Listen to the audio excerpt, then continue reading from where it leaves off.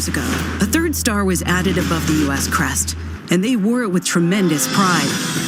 But as soon as the last stitch was sewn, this extraordinary team was hungry for a fourth star.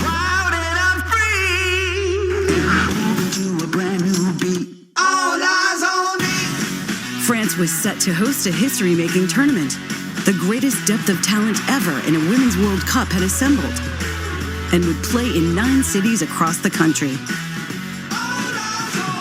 For these USA champions, the story of the 2019 FIFA Women's World Cup got kickstarted with 23 phone calls.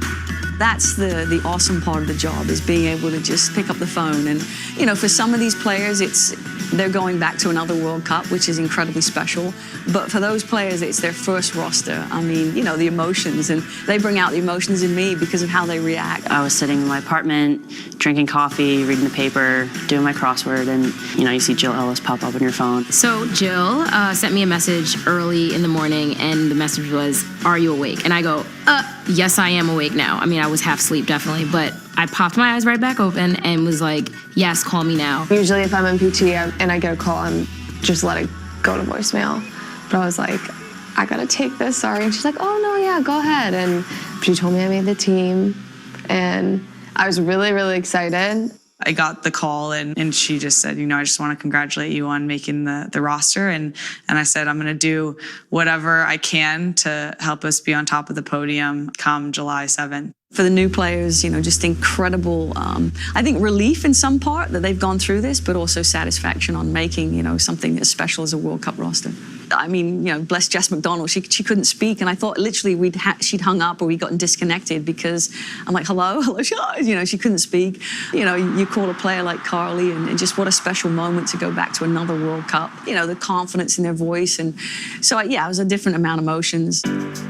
During the tournament, Jill Ellis would surpass the record for most U.S. national team games coached.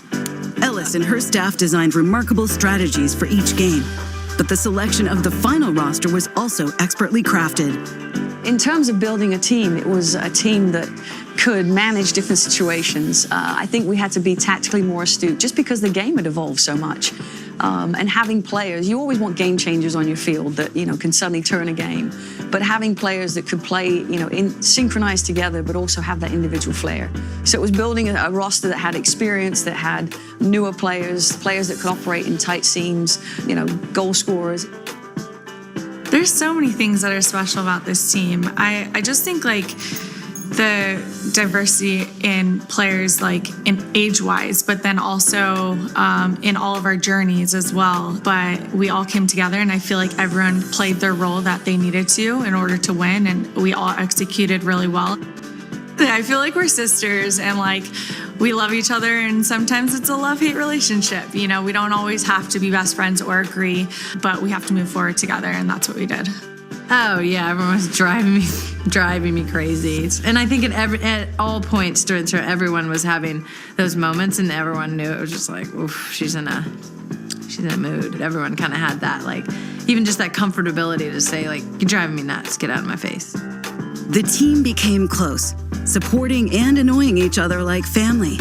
Meanwhile, the outside world started to speculate and talk about what might keep them off the championship podium. The defense drew a majority of the skepticism.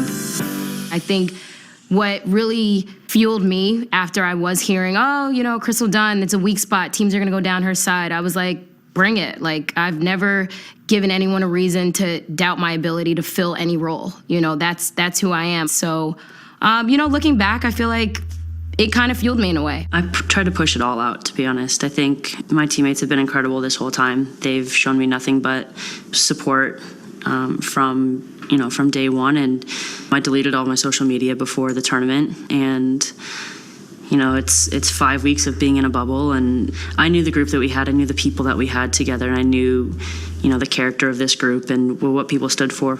Wanted to just enjoy the moment and be together and, you know, focus on the job that I had in front of me.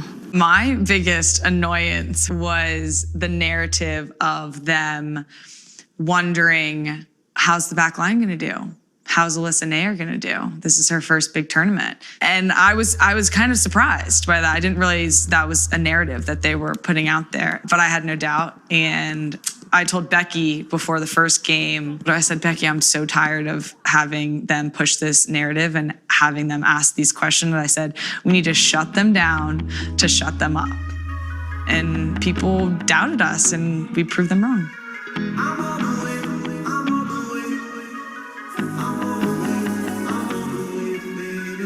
The U.S. team would face Thailand in their opening match. The game was scheduled on the 5th day of the tournament, which made for a long wait before taking the field.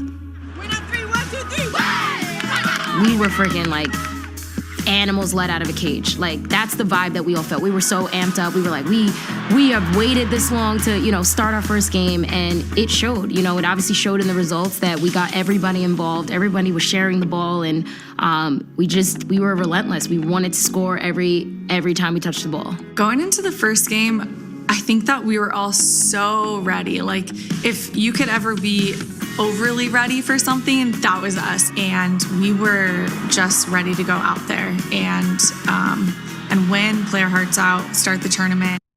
The Americans netted 13 goals, setting a World Cup single-game scoring record. And 4 players reveled in the joy of capturing their first career World Cup goals. Shot taken, goal! First World Cup goal in a World Cup debut. Fortunately, we had a couple videos from the stands as well, getting to see their parents' reactions, which I thought was really special because our parents are every part of this with us. So to be able to have Sam and Lindsay and Rose and Mal all scoring their first goals was I just felt a huge smile come across my face in the moment, and I was just excited for them. I see the whole iceberg. People see the tip of the iceberg. I've seen some of these players at 15 and 18, and you see what they've put into this and how hard they've worked. And so to get to that point of scoring the first goal, it's a truly an amazing part to share with them. People got their first World Cup goals, and I think that is what we were celebrating. If anything, we were celebrating the fact that we are one team with multiple threats. Alex Morgan put on a special record-equaling performance, scoring 5 goals. Coach Ellis knew the importance of this team leader getting off to an electric start. Back post header, go! Pull back, quick shot, and there's another. That is so difficult to do. 5 for Morgan. Come on. It's her night. I think the 5 goals was massive for her. I said this afterwards, those were quality goals. Those weren't, gimme goals, tapping goals. Those were world-class goals. And I think that also, it's not just about the number, it's about how you score. And they were fantastic. And I think that builds a player's confidence. I think she's ruthless and competitive and a very good teammate. Extremely good teammate, and wants to win at all costs, and is super committed to the team. Oh, it was awesome. I was like, all right, Al's locked in for this tournament. We good. It's all good. After the match, criticism arose about how the team had celebrated their many goals. Scoreline, it triggered a debate out there. Were the celebrations too much? The U.S. confidence makes other teams uncomfortable. I think you just have to tone it down a little bit and kind of respect your opponent. They have embraced this arrogance and a brashness, of almost a bully-esque type of stance. And we've questioned everything about this team, but they just win. I think we were so surprised by the criticism from the first game in the scoreline and the celebrations. I was so excited, and that's why it was so interesting afterwards that people were so upset about us celebrating, because it's like, this is the World Cup. There's not a lot to talk about in a 13-0 win. You're not going to see the performance of the team in those games. So, talked about the celebrations and all that. So it was like, that was kind of a perfect kind of microcosm of all of that. I think it's disrespectful to not give your best. I think you can't ask your players to just knock the ball around. You're trying to set this up for the next game and the next game. And so I think as a coach, I'm willing to take that criticism, because I think it did pave the way for us to build with confidence and, have our scoring players hot in terms of, feeling the back of the net. Coming up on USA Champions, the story of the 2019 FIFA Women's World Cup. the USA-Sweden saga is always the talk of most tournaments. And I think we wanted to go out on top of our group, and we also wanted to send a message that it's a new era now.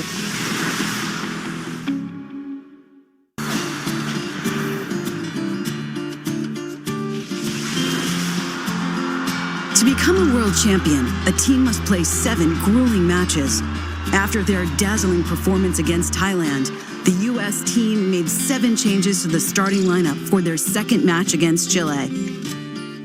Going into the Chile game, it was great, I think, for the team to change up the lineup for many reasons. One was obviously knowing the tournament is very long and that us being the last group stage game had the least amount of days rest if we get to the semifinal and the finals. The other thing was knowing the depth on this team and the fact that there's really possibility for 23 starters. But I think it's smart of Jill to be able to do that. But I think it just brought the team even more together, having really all 20 field players able to play by the first 2 games. I feel like is just unheard of.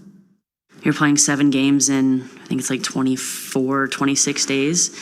And that takes a lot on your legs. It takes a lot on your body. And to be able to come into a game and be able to have the confidence to make those 7 changes is huge. You can't even overstate it, to be able to rest players, to be able to play players and keep everyone's morale in a place. I think you could tell in all of the games we never ran out of gas. We always had that extra gear, whether it was subs coming in or players just on the field.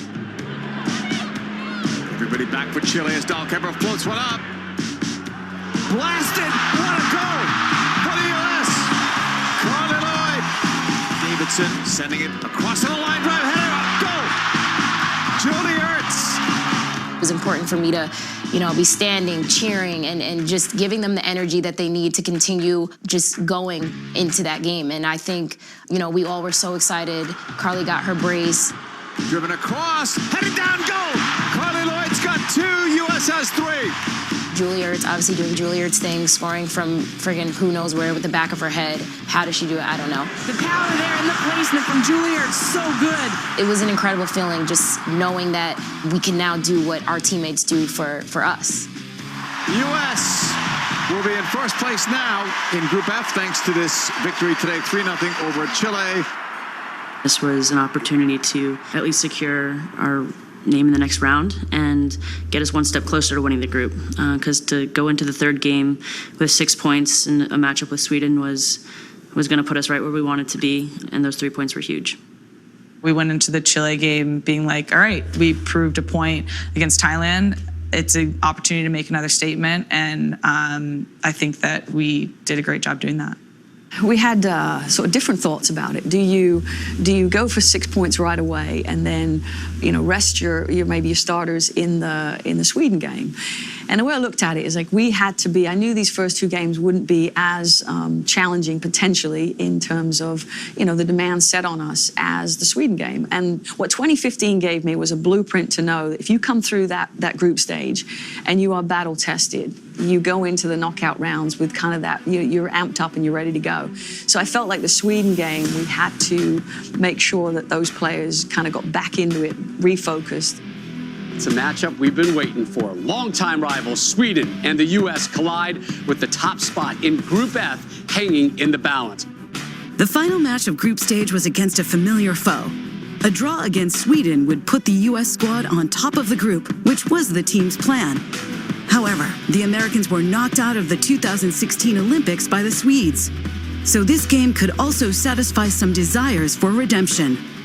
That was one of the hardest losses of my career. Coming off of a loss was always going to make us feel like now we have to play catch up. Now we have to get back to our winning ways. And I think, we wanted to win. Of course, the USA-Sweden saga is always the talk of most tournaments. And I think we wanted to go out on top of our group. And we also wanted to send a message that, what Sweden did to us in the Olympics, that's behind us. It's a new era now.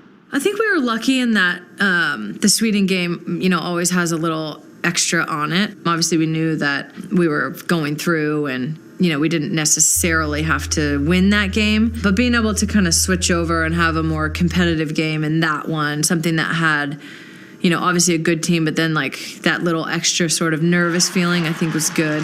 Rapinoe sends it in low, near post, it's flicked in front, and the U.S. is on top. Lindsay Horan will get her second of this World Cup. Well, the U.S. is pouring it on again in the second half. U.S. wins the game 2-0. They also win the group.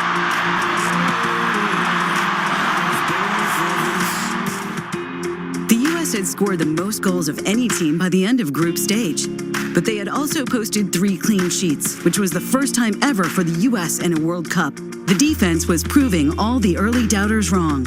I was so proud of the back line. We need everybody to keep the ball out of the back of the net. So I feel like, that's an amazing stat right there in itself. And it just shows that, we've never doubted our back line. We've never doubted each other. There were some challenging moments leading into the World Cup, but I think stepping out of group play, not giving up a goal is something definitely to be celebrated. As a defender, it means a lot to get a clean sheet every single time, and to go through the group stage of a World Cup and not get a goal scored on us was huge.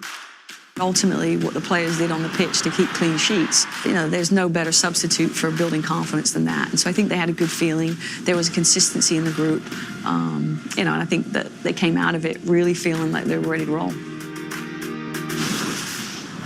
Coming up on USA Champions.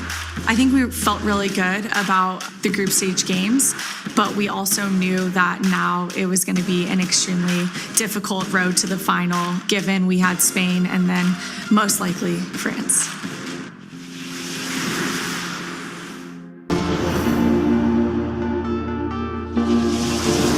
The U.S. women's national team had come out on top of the group stage. 18 goals scored, 0 allowed, and they led all teams in ball possession. But the knockout round would push them to their limits. Spain proved to be a major test of physical and mental strength. I think Graham, one of my assistants, said, Spain could have been in the banana peel, meaning that it's a game that you could slip up on. It was the first game where it was lose and go home on the line, and I think for myself, I felt the nerves of that. Anything can happen at any point. World Cup is such a precarious thing. You're just on the edge of it could potentially go one way or the other. As a defender, at least that's how you feel, because you could make one mistake and it's the end of the tournament. We're capable of responding and handling ourselves in any situation. I think that's what makes this team so great, is that people think that we come off as extremely confident, but it's because we're so prepared. Spain was an intense game. We always knew Spain was like this dark horse of the World Cup, but I never thought they were under the radar. I thought that they were so good. They are super technical, but we did not expect them to be as physical as they were. The Spain players were leaving all they had out on the field in this round of 16 game. Tobin Heath was tripped inside the box and drew a foul. The U.S. got set for their first penalty kick of the World Cup, something they were very prepared for. So this is crazy, like almost a year out from the World Cup. And I said, one of the things I really want to focus on is penalty kicks. I said, let's make this feel like, okay, this is just another phase, another part of the game. So here's Megan Rapinoe to give the USA the lead. Steps up slowly, Rapinoe, shot, goal, U.S. leads. I feel so confident in Pinoe anytime she's there. She is a baller, and I feel like she's on another level. The initial PK was successful. It would be the first of 2 in this game. But a less pleasant first was about to take place. Turnover there, that's Hermoso! And there's the goal! Shutout's gone, 1-1. And it's so sloppy out of the back by the U.S. It was the first game that we let in a goal, and I think we definitely had to bounce back from that, but the team responded so well. I've learned as a goalkeeper you have to have bit of short-term memory and can't dwell on any goals that go in, because you're going to have to be prepared to do something else at some point during the game, and the faster you can move on from any goal and kind of refocus and prepare for whatever's coming next, is the better off you're going to be. It was good to have that bit of, we got to grind it out. We got to figure out how to win this game. We got scored on. How do we rebound from that? How do we respond as a team? It wasn't the greatest in terms of performance level, but I also think that as a coach, you always want those games. And I think we had been comfortable in most of our games, getting the early goal. And so it was a game that kind of had that gut check feeling about it that I think in retrospect you need to feel that pressure to be able to then know that you can push through and get it done. So I think it was an important game to have before the France game. The draw for the World Cup took place on December 8th of 2018. When the groups were selected, a wonderful yet devastating scenario was born. The US and France would likely meet in the quarterfinals. This tremendous matchup would come too soon in the tournament. There was a lot of hype. There was hype before the World Cup even started. I remember our little mini training camp before the World Cup. The questions I was asked was, USA, France, what do you think? Playing against France in Paris in the quarterfinals, obviously you're playing the host country, and not just any host country, but a very talented and dangerous host country. We wanted to be there, and we wanted to beat this team, and we wanted to be prepared to do that. Probably one of the biggest games I've ever played in my life, for sure, in terms of the hype around it. I deleted Twitter before that game because I was like, I'm over it. I don't want to hear people talking about us, thinking that we're going to lose or expecting us to lose or predicting it. I was done with it. I was like, delete, we're done. I don't need it. It was not even what was at stake here in terms of the result and advancing. It was just the most intensive, most hyped game. The cool thing is we had literally from January to this point planned and prepared and gone through a lot of different ways that we were going to manage this game. I think we had a really good game plan going into it, and that was like the only game that didn't feel like a home game. It was really cool to be a part of, and I think afterwards it was like, wow, we beat the home team in front of I don't even know how many people. I always knew I had a big job going into that game. I had to hype myself up for literally 90 minutes and like talk myself up and just be in the zone and mentally focus throughout the whole game. Don't tune out for 1 second. If you tune out, one player's running behind you and then they're getting in. So it was like really staying in the game and in the zone for the whole time. The US continued their trend of scoring early. In the 5th minute, Megan Rapinoe saw an opening as she prepared to take a free kick. Patented fast throw-in. Me and Alex have like telepathy going on with that. And they only put 2 in front of the wall and left basically a huge gap to, go right to that near post. Obviously, JJ crushing near post is a total nightmare, and she somehow beats everyone there every time. So I just tried to put it in a good spot. Rapinoe sends it in low. Goal, US! And then in the 65th minute, Cross, Rapinoe shot, goal! 2-0 US! Just great build-up play from Alex and Tobin, just keeping the ball. But Tobin is unpredictable with her crosses because she dribbles so long. I'm always like, dang it! So they all kind of like crash near post, and then I was like, oh my God, it's coming through. I did have the moment, I'm like, oh, this is not real. Like, this is just basically a wide open tap in on the back post. This is amazing. French defender Wendy Renard changed the momentum of the game in the 85th minute when she headed the ball past Alyssa Naeher to bring France within one of the Americans. But it wasn't enough. That is it. US advances. The French are out. Tobin was actually the one who said, we won this game, but tomorrow we wake up and our full focus is on England. We haven't done anything yet. We won a quarterfinal in the World Cup. We want to win the World Cup. Should have been a final, but was a quarterfinal. And only one team was coming out on top. It was pretty intense, to be honest, in the game. But it was the game that we needed. It was the game that we live for. Coming up on USA Champions. It was quickly a mindset switch of, okay, this is going to be a PK, and how can I focus and just kind of clear my mind a little bit, and took a few deep breaths.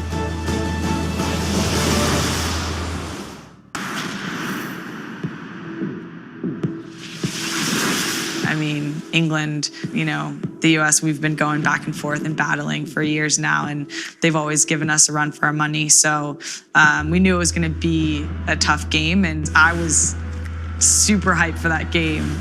The third-ranked Lionesses had only allowed 1 goal in their 5 games, and striker Ellen White had scored 5 times. Many were looking forward to the possible matchup between Megan Rapinoe and English star Lucy Bronze. But Megan had picked up an injury in the quarterfinals. We knew we were sitting on some potential issues. I think the day after, when Megan got evaluated, it was pretty clear it would be a real stretch. She knew what was at stake. She put her teammates first in that moment. So the decision was made, and then we made the decision to start Pressy in the 11, and obviously it was a great decision. We lost a great player that game, but we also gained a great player. Press was incredible. And I think, again, like, it's a testament to the depth of this team. Yeah, I think we were all super confident. Press is sick. Like, she's so good. So I think it was, like, awesome to have her start and have such an impact on that game. Kristen Press had the full confidence of the team. In the 10th minute, Kelly O'Hara fed her the ball, and when the play was complete, Kristen raised her arms to celebrate with her beloved mother, who had unfortunately passed away earlier this year. Oh, let go nicely by Lavelle. Right side, cross. Go! Press. I feel really, like, fortunate to have been around that and to be kind of one of her people in that environment. It just was like, there was like nothing better than having her, you know, have that beautiful moment and celebrate with her mom. Birthday girl Alex Morgan had not scored since her stunning 5-goal performance in the opener versus Thailand. Described as a fierce competitor by her teammates, there was no doubt she would find the back of the net again soon. Horan setting it in there. Header! Go! Happy birthday, Alex Morgan! It just has to do with Sophie Turner, who always posts on her Instagram story something funny or ridiculous, and afterwards she says, and that's the tea. Chandler was clearly the most attractive in Friends. And that's the tea. All of the criticism we had gotten through the tournament for our celebrations or for the most ridiculous reasons, I just thought it was quite funny to be able to just do, and that's the tea. And I did that celebration. And obviously, there was more criticism. Alex Morgan, all the haters that are saying that this was disrespectful, I'm honored that you thought of me. And all those people that are hating on you are probably sitting at home, millennials drinking kombucha. And I'm really proud of you, Alex Morgan. Congratulations on your win. And that's the tea. While the internet began debating if Alex's tea sipping was in good taste or not, the focus on the field shifted to goalkeeper Alyssa Naeher. Driven. Naeher with a terrific save. It was a big save. It was definitely a big save because, one, I don't think a lot of us saw that shot coming. It was kind of like a quick ball played back, and then she one-timed it so quick that we didn't even have time to like really step our line up. So, of course, it was an amazing save, and it obviously was going in, so that was very big time, and I was like, thank you, thank you, thank you. Naeher would be called on again late in the second half. Defender Becky Sauerbrunn made slight contact with Ellen White, and VAR confirmed it was a penalty. Ellen was making a good run to the ball that was being crossed, and I thought Becky played it as well as she could have and should have. You know, sometimes things happen and doesn't fully work out. In front wing, she went down in the box. Penalty. England will have a chance to tie. I mean, you can go through an entire tournament without facing a PK. But that doesn't change the number of hours that we've put into training, the timing, and the, you know, seeing them over and over and over and practicing them every single day. When the moment does come, we're ready and able to execute.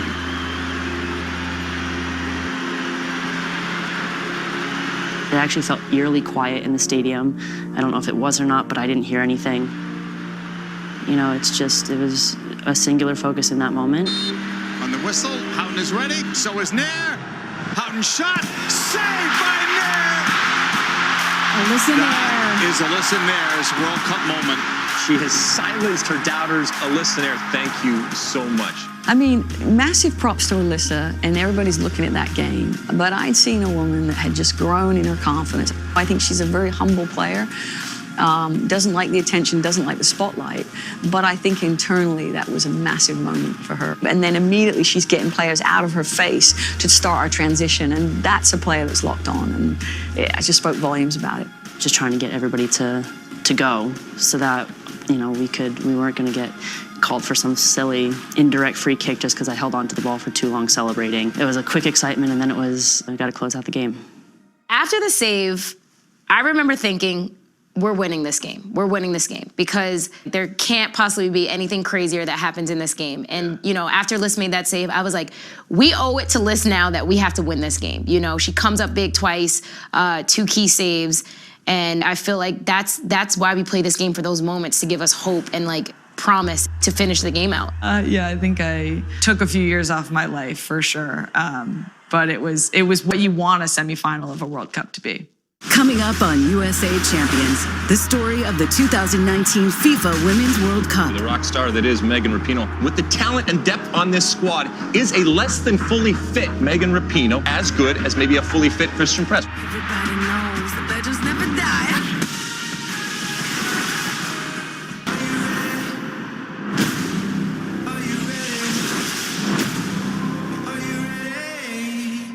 Six games, 6 victories, but the toughest task was in front of them. Megan Rapinoe and Rose Lavelle were both battling hamstring injuries, which made the starting lineup uncertain for the final.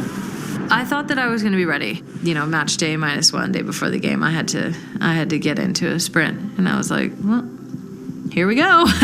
This could come totally apart, but whatever. A couple days before the game, I was pretty nervous. I was like, I don't know if I'm going to be able to play. I was kind of like, I hope I can make it 45 minutes. I said to Rose the night before the game, I said, listen, give us as much as you can for as long as you can. Okay, I mean, absolutely stunning that she gave us what she gave us in terms of minutes. I don't know, someone was watching over me because I didn't feel my hamstring once, and it was great. The stage is set for my people, yeah. Coming back like a sequel, yeah. So hot, I'm a fever, yeah. Like the white wolf, gonna make you a believer, yeah. Alex Morgan, the face of the team, but it always seems like Alex has had to prove that she belongs in the world's best talk. Alyssa Naeher, she began this tournament as a question mark. Love them or hate them, they answer to no one but themselves. They are arrogant, they are provocative, but ultimately, this is a team that wins. It's important to feel confident going into games. You don't want to think, oh my gosh, we might not win this. We obviously studied a lot up on the Netherlands, and they were a good team throughout the whole World Cup.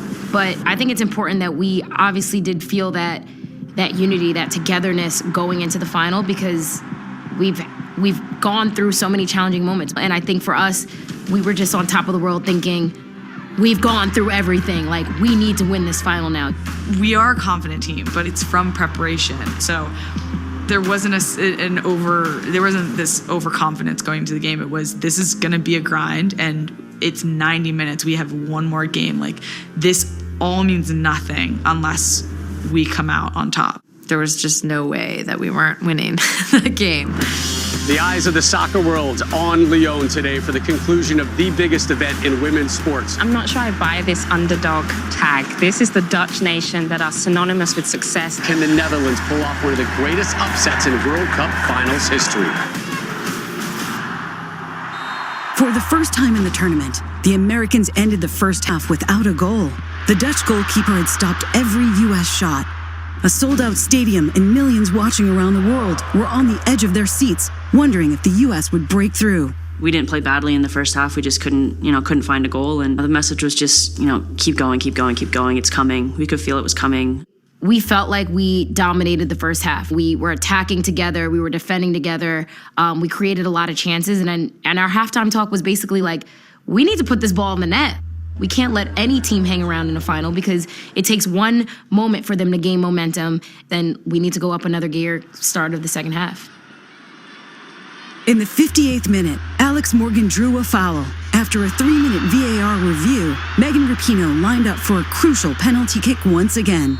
I'm not going to lie, when Pinoe stepped up to take the penalty kick, and I knew that, the goalkeeper from Holland was just really good, I was like, all right, I'm just going to trust her on which way she goes. But you just knew that the goalkeeper had scouted the previous penalty kicks. There's just places that goalkeepers are never going to reach if you hit it right. They can go early, and you can't step off the line now, so it's difficult for them to sort of get a jump on it. But I was just thinking to myself, like, she's very good and very long and has the ability to stretch very far.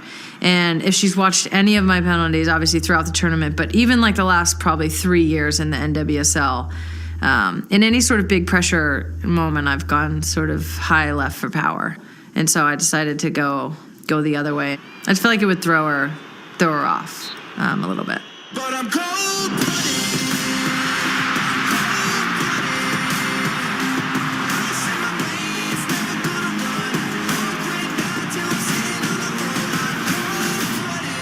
Pinoe is a stone cold killer.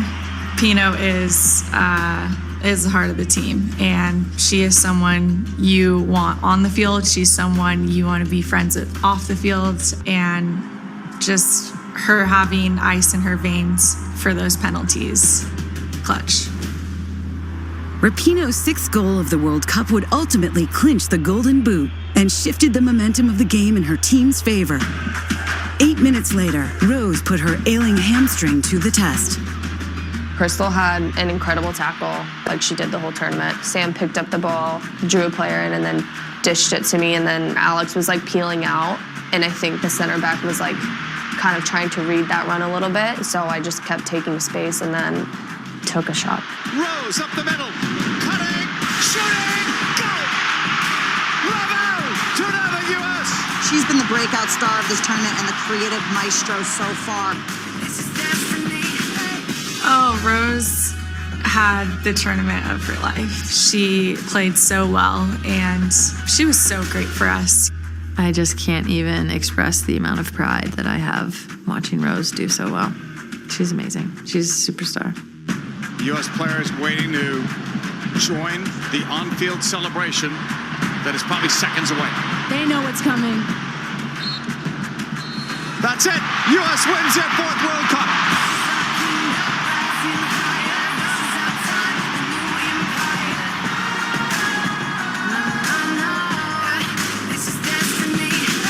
I just remember as soon as the whistle blew, just a huge smile. I remember Becky turning around and running to me. Once the immediate excitement and chaos kind of ended and finished, I just remember taking a walk off on my own to midfield and just kind of taking a deep breath and kneeling down for a second. 23 players, it took that many to get the job done, and we all know that. And so I was just thankful when the final whistle blew. We were world champs again, and it was the best feeling in the world. Coming up on USA Champions. This one feels like everyone feels like they won. And I think it was just so inspiring to people and something good that they could hop onto.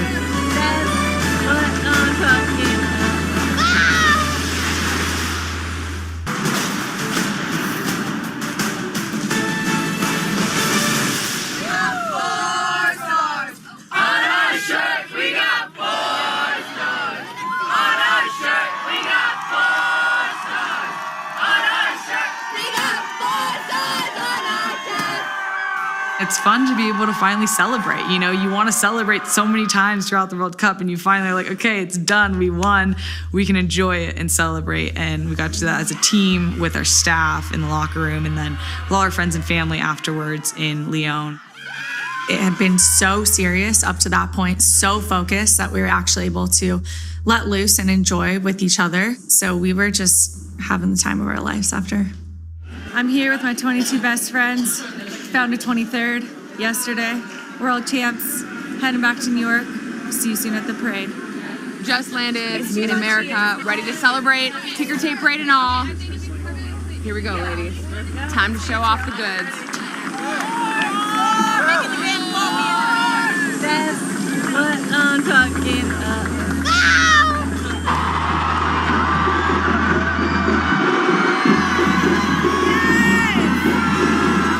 Are you ready to celebrate the game-changing, record-breaking, back-to-back World Cup winning U.S. soccer team? From here on out, we'll just be known as America's team. Here's to the next chapter. Maybe we'll see you in another 4 years. Celebrations spanned the country, and the competitive fatigue of the tournament was replaced with joyful exhaustion. Eventually, the players returned to their NWSL teams. Soccer resumed. It's too soon to know the historical impact of this World Cup and this world champion team, but we know for sure that the future is brighter with a 4th star over the USA crest. Man, oh man. It was powerful, I would say. You know, that's the first word I think that comes to mind. We're a force to be reckoned with, and we are somebody who is always going to rise to the challenge. Whatever we're faced with, we're always going to, prove that we are the best. And this World Cup, everyone has said it already, was the most competitive World Cup ever. And we want that. We want every team to be competitive and put out their best play, because we don't want the world to only just be watching us. We want the world to be watching women's soccer across the world. It was just a showcase of a World Cup, of a world event that brought out the best. And now probably sent messages around the world. Hey, this is the sport. You need to invest. You need to continue to support this. You know, I said a long time ago to the team, you know, getting to the summit is incredibly hard, but you don't live on the summit. You know, the air's thin. It's a crowded spot. You get to visit it. And so to get back up there again, with a different team, really, it was just amazing. I mean, just pure joy. Together we rise, we are the daughters, heartbeat of one land. I think people don't understand just how emotionally exhausting this whole journey is. It's the best feeling to win. It's the best feeling. I think that will continue to be the team that everyone expects us to be. This team is bigger than football, and it's bigger than a sport.